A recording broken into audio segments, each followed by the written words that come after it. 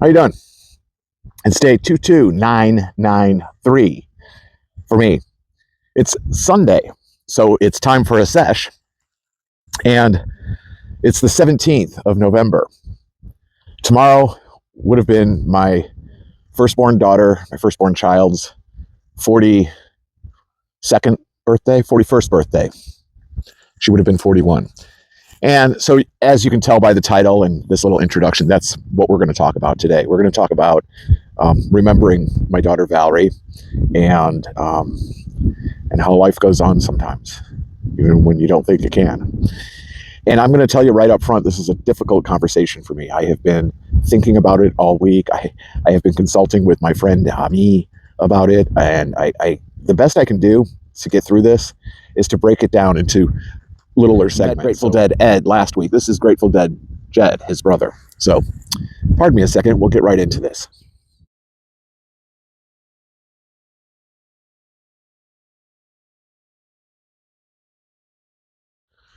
1983. Started off 1983. I was living in Los Angeles. I was working on my career as a recording engineer, sound engineer, and I had a really good gig with a band called The Urge. And I was their primary sound engineer, and they were going to take a little tour of. I had a girlfriend at the time, ex-fiance girlfriend, ex-girlfriend, who we lived together, and our relationship was over. Our relationship was done. I knew this was not the woman for me, but being young and stupid, living in the same place together, getting stoned, getting drunk, one thing led to another one night, and she got pregnant by me. Fast forward, we're in North Carolina in the fall of 1983. She wanted to go back to where she was from, back to her people in North Carolina, in the Raleigh area. So I cut my long hair, I cut off my beard, I got a job with the combined insurance company.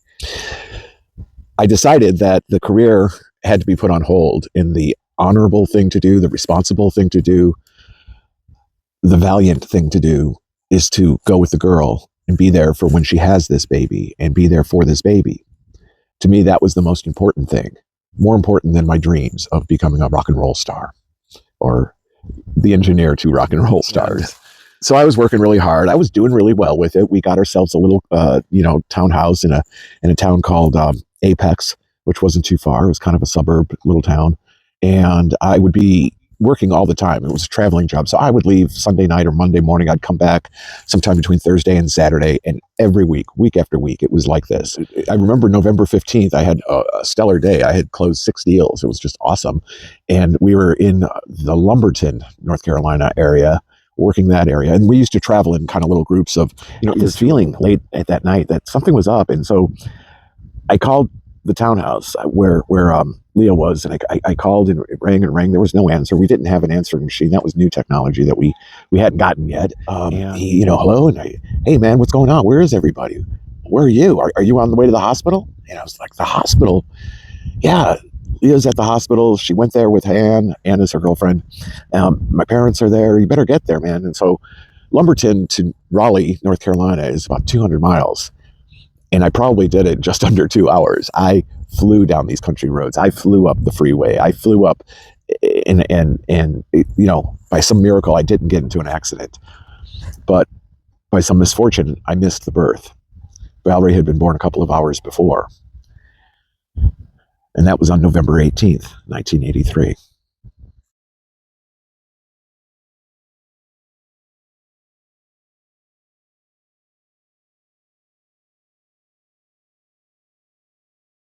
at my 22nd birthday, walking the beach at sunrise, and thinking about becoming a father. And it was a monumental thing to me to become a father.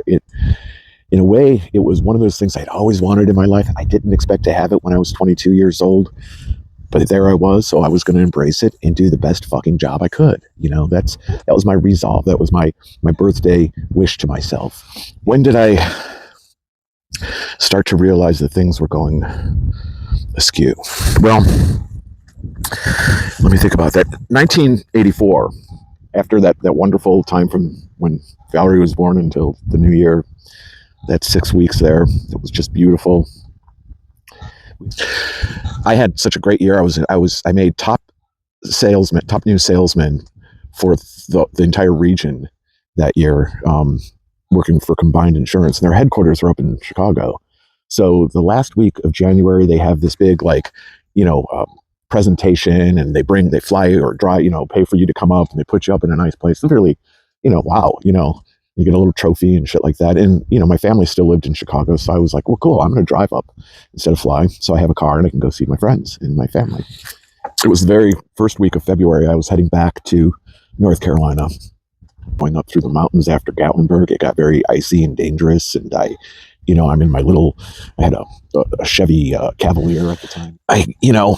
I ended up stopping and ended up being stuck for 2 days because of the snow and the ice and them getting it cleared. And before, and I was just outside Asheville, so I got home and went to the townhouse. It was nighttime and, 10 o'clock at night or something, 10, 11. And I put my key in the door and it's not working, what the hell, I ring the doorbell, but it's not ringing. And I go over to the windows, there's like bushes, and I kind of climb behind the bushes and I'm looking in the window and the drapes are down, but I can see in a space about that big, a pile of boxes in the middle of the living room. There's no furniture, there's no television, there's nothing, there's no lights. And I can see the outline of my cat or shadow of my cat sitting on top of one of the boxes. What the fuck, and I start knocking on the window and pounding. I go back out to by where, I can see the upstairs windows and I'm throwing little pieces of dirt and stone at the window, no answer and everything. What the hell is going on? Is she at her parents' house? So I drove to Raleigh, which was, 20-minute drive from where we lived, and knocking on the door and, nobody's answering, but I can see the light come on. I hear stuff inside, and I'm getting really agitated. What the hell is going on? And, and all of a sudden the cops come up behind me and, sir, you have to leave. They called the police on you. And I start to tell the cop and he's like, I'm sure it's awful. I understand it's pouring rain. Do you have a place to stay? He says, I guess I don't know. I got in my car. The next day I called her dad. Her dad told me, I called him at work, and her dad told me that she and Ann went to the Outer Banks for a getaway and they won't be coming back. And that I had, I had to meet him at the townhouse to get my stuff out of it because they sublet it. And all this happened like either under my nose or that week or so that I was up in Chicago. And they were just gone, just like that.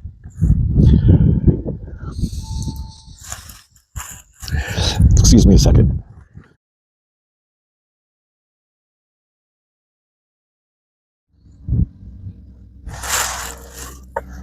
Sorry, I had to compose myself. From that time, that was February of 84, over the next basically 10 years, I did not see Valerie at all. I shouldn't say at all. I did see her once or twice when she was still an infant. After they got back from the Outer Banks, and Lee and I met at a coffee shop and she had the baby and I got to see Valerie. And she told me that she and Ann were in love and that Ann took a job at a hospital in Richmond and they were going up there. Just like that. So my life kind of fell apart. I what's the point of the fucking insurance job? I felt like, I don't care how fucking good I'm doing. I'm selling shitty insurance to piss poor people, and I felt like I was taking their money. I felt like a bad guy doing it, I didn't like that. And I had found some musicians and friends down there in North Carolina that I fell in love with them. They fell in love with me. We did some things. They were called the Daily Planet. And they had this place called the Planet House, and I stayed out there. And I had a really good friend, Charles, who kind of took me under his wing, And eventually, though, I I was just losing it. And after like a lost weekend kind of thing up in New York City, where I had to go be where John Lennon was killed, and and I even contemplated suicide, and I ended up going back to Chicago. And it was probably early summer of '84, and then they disappeared. I didn't know where they were. I would call her parents. They eventually moved. I didn't have their number. This is not in the day of internet, and then she turned up in Kalamazoo, Michigan, with Valerie, and now she was with a different woman, and she wanted money from me, child support. And I thought that was my chance. I would gladly pay child support, but I wanted to pay it to the court, and then she had to go to the court to get the money. I wanted to know where they were, and I wanted my visitation rights. So that was in 1986. Valerie, I saw her for her third birthday. And then again, a few months later, I got to go and see her and pick her up. And it was Leah with this other woman, and Valerie, they lived in this like a kind of a rundown apartment thing. I went and knocked on the door, and nobody answered. Knocked harder, and this little girl opened the door, a little Spanish girl opened the door, and I said, "Is Leah or Valerie here?"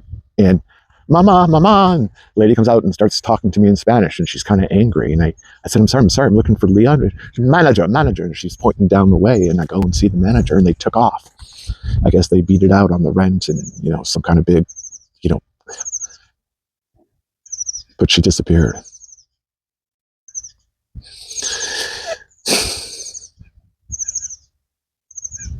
I'm sorry, this is really hard for me to talk about.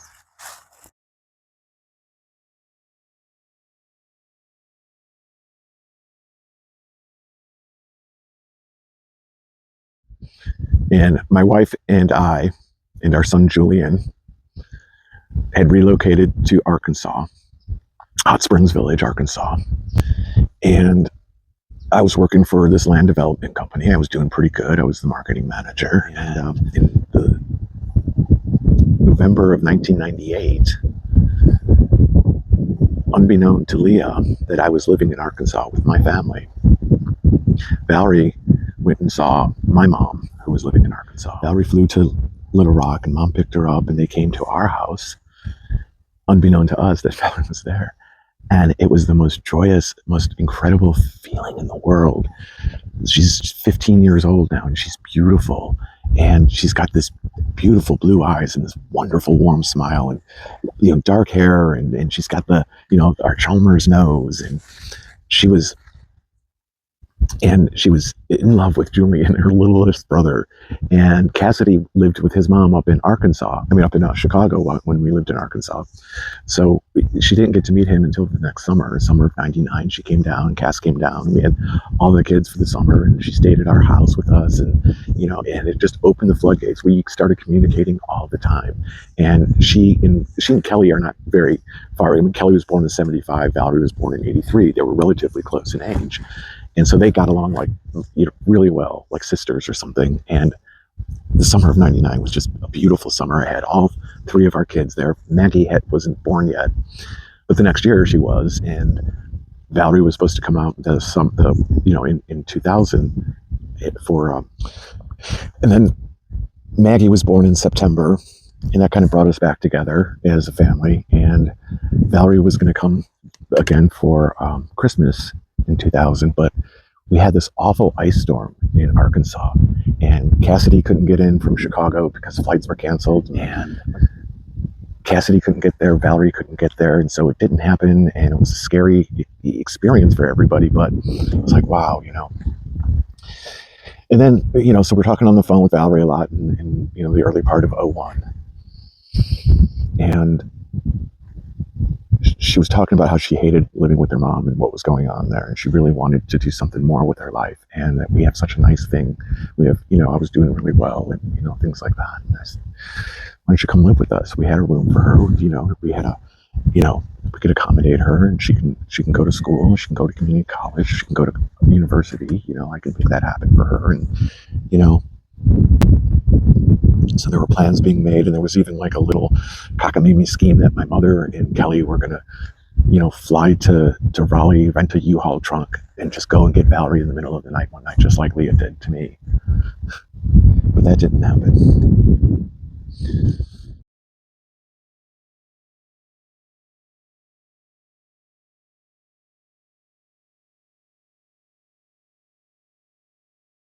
Because on April 16th, 2001, my mother got a call from Leah that Valerie was dead. She was found dead in South Myrtle Beach, Myrtle Beach, South Carolina.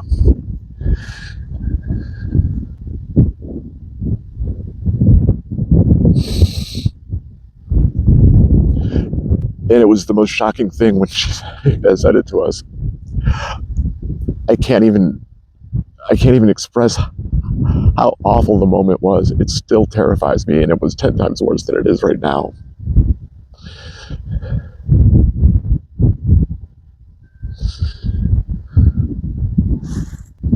You understand, don't you, buddy?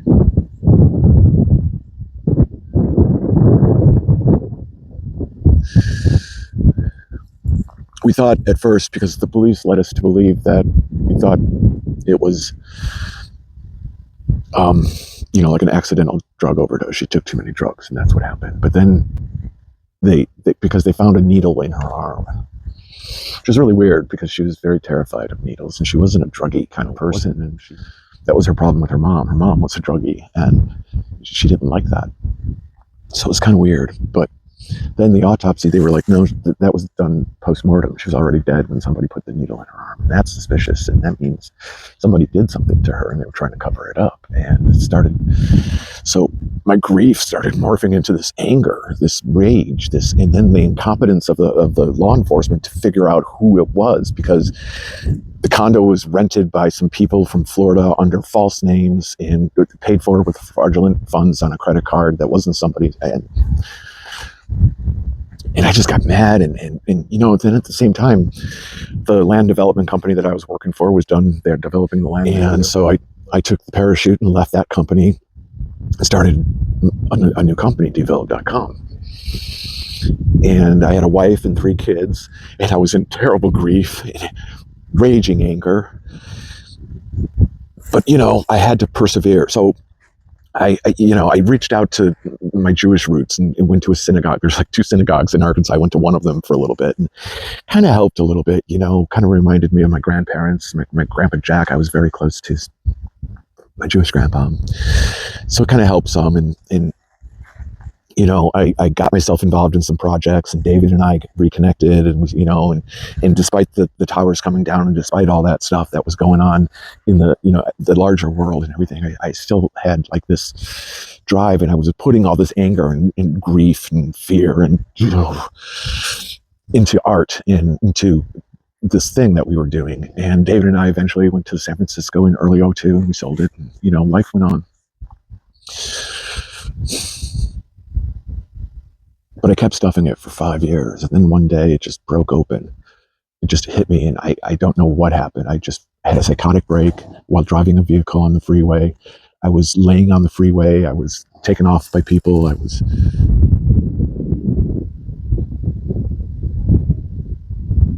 Pardon me again.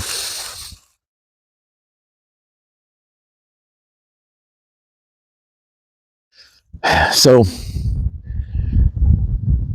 losing Valerie changed my life, changed our lives in so many ways.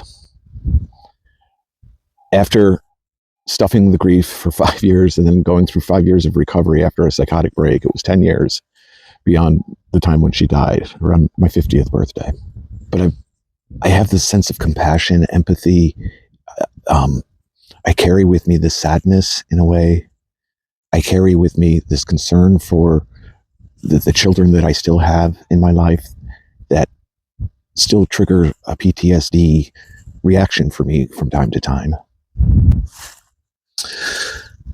But I deal with it. I talk to a therapist periodically. I talk to a psychiatrist periodically.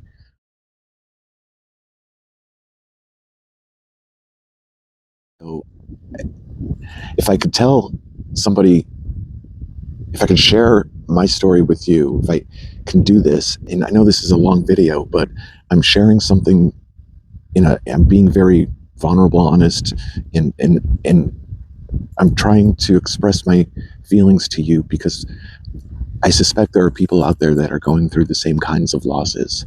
You know, losing a child is the worst one, in my opinion. But I think about my mother's mortality. She's in that room over there, and every day I go to wake her up, and I wonder if she's still alive. Sadness is part of life. Grieving is something that is healthy to do. In my experience, the healthy thing to do with the grief was to channel it into my expressions. I started writing some books. I started writing some articles. I started giving speaking engagements. I did what I could to help others, using my grief to power it, using my memory of Valerie to, you know, somebody said I should learn to, that she's like a ghost in my life and that I should learn to just move past it, and they're not in my life anymore, but Valerie is still. Um, I don't, I don't know how else to how to end this conversation today. This sort of sad sesh. Sorry, sometimes life is sad, and sometimes friends share their sadness with each other. So I'm listening. If you want to talk to me, if you have gone through this, if you're going through this, I'll listen. I can tell you what happened to me, but I'm not very good at giving advice. So, my friends, thank you for listening to my tale of my daughter, Valerie. Tomorrow would be her 41st birthday, so wherever you are in the ethereal world, my dear, I'm thinking of you. And I thank you for tuning in. I thank you for subscribing. I thank you for listening. And I invite you to check out the new website, yourbookaboutyou.com.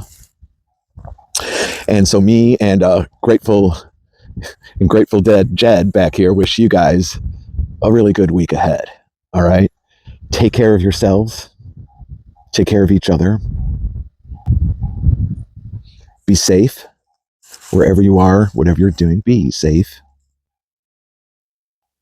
And what's that last line, Jed? Oh, yeah. Keep your dauber up. Bye-bye.